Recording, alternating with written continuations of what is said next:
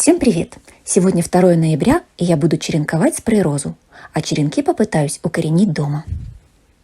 Срезала веточки, занесла их домой. На улице холодно, и для того, чтобы они постепенно приняли температуру комнаты, я накрою их хэбэшной тряпочкой и оставлю так на несколько часов. Прошло 5 часов, но было бы достаточно и 2. Веточки стали комнатной температуры. Буду нарезать черенки 2 видов, с 2 почками и с пяточкой. Вот такими будут черенки с 2 почками. Нижний лист удаляю полностью, а у верхнего оставляю только 2 листика.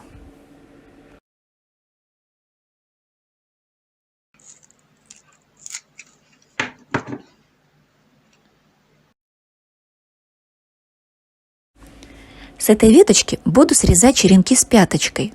Их получится 2 штуки.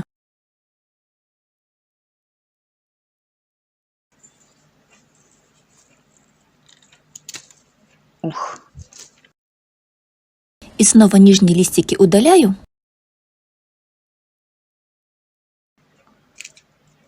А у верхнего оставляю только 2 листовые пластины.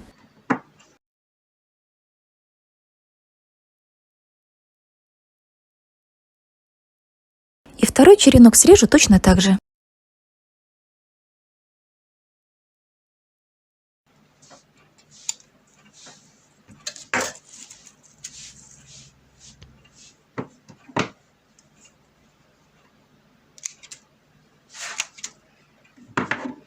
Поскольку на улице глубокая осень, впереди зима, буду корнеобразование стимулировать. Для этого я насыпала в стаканчик корневин и буду хорошо обмакивать срезы черенков.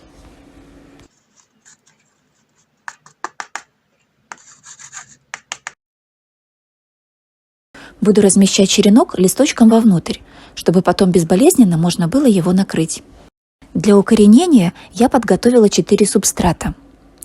Перлит,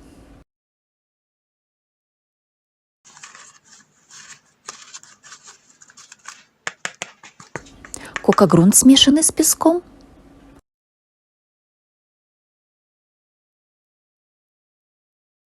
влажный мох,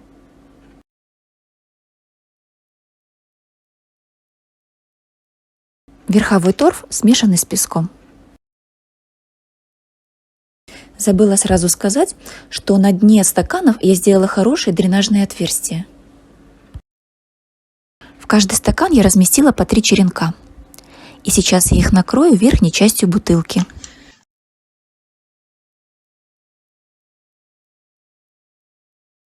Зимой световой день короткий, поэтому поставлю черенки под лампу. В комнате, где разместились черенки, 20 градусов тепла. По прошествии 3 недель я заметила, что некоторые черенки стали портиться, они стали снизу чернеть, и я их удалила.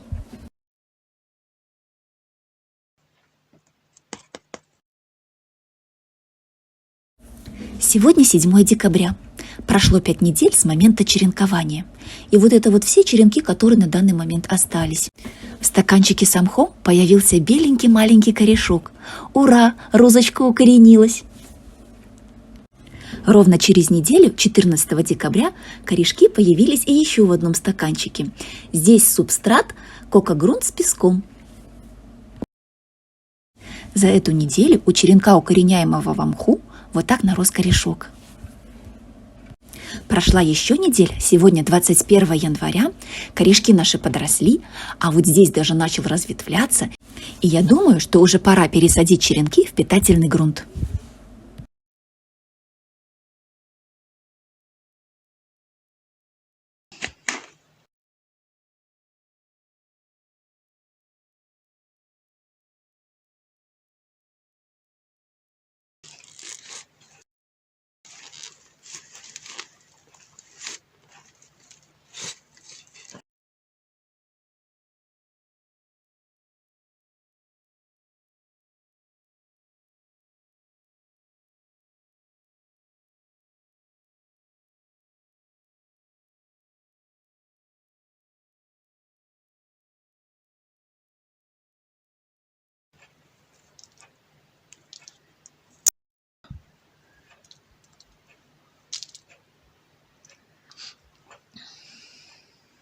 Вот такие хорошие корешки наросли за 7 недель.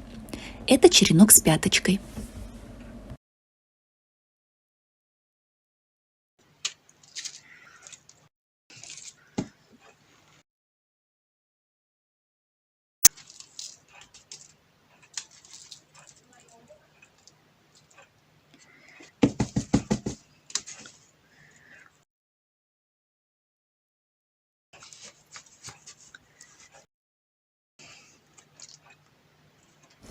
Полью и снова закрою.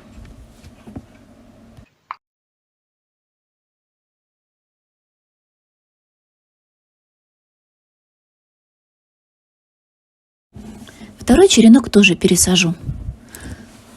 В этом стаканчике 2 черенка, но корешки почему-то видны только у одного.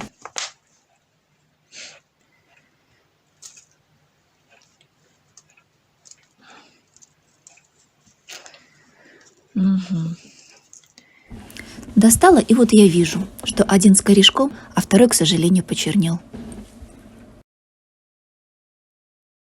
И что интересно, с корешками опять же черенок с пяточкой.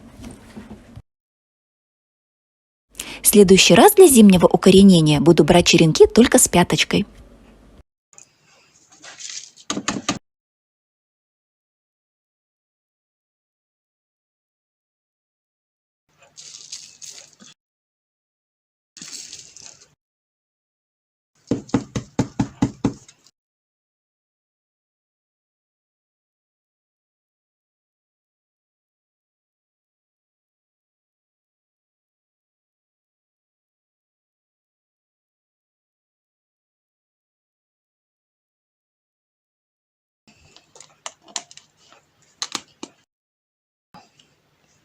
Сегодня 3 января.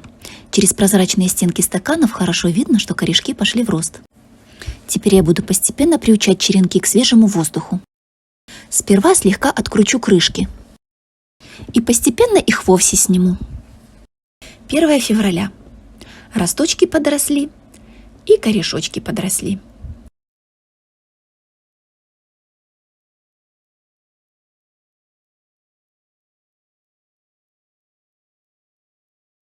И я сниму верх бутылок.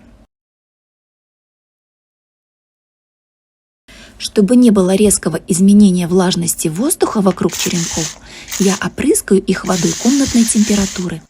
После того, как черенки привыкли к влажности воздуха в помещении, я начинаю постепенно приучать их к солнечному свету. В апреле я вынесла наши саженцы в теплицу, и там они простояли до начала лета. Сегодня 6 июня, за это время на солнышке, на свежем воздухе саженцы хорошо подросли, нарастили отличную корневую систему, и я их буду высаживать в грунт. При посадке заглублять саженец буду так, чтобы верхний срез первоначального черенка оказался под землей.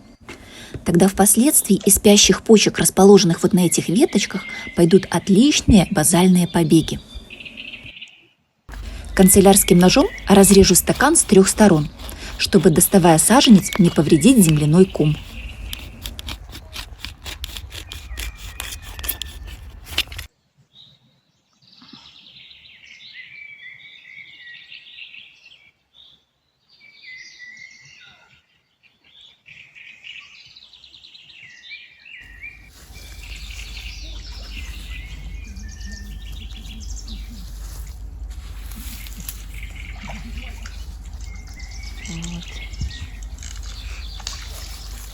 Второй саженец посажу точно так же.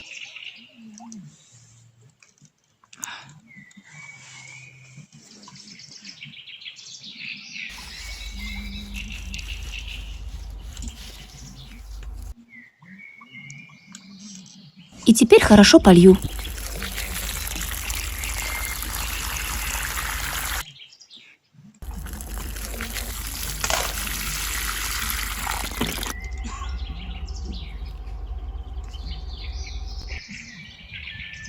Через недельку, 13 июня, на одном саженце распустились первые цветы, а на втором появился первый бутон. Вот так выглядят кустики 11 августа. Один кустик с бутонами,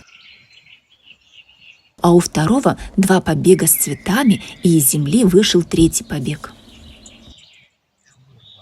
Через месяц, 15 сентября, распустился и этот 3-й побег.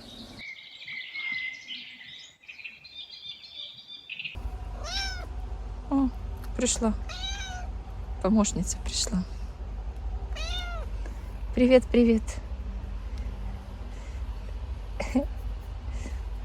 А на сегодня у меня все. Всем пока-пока.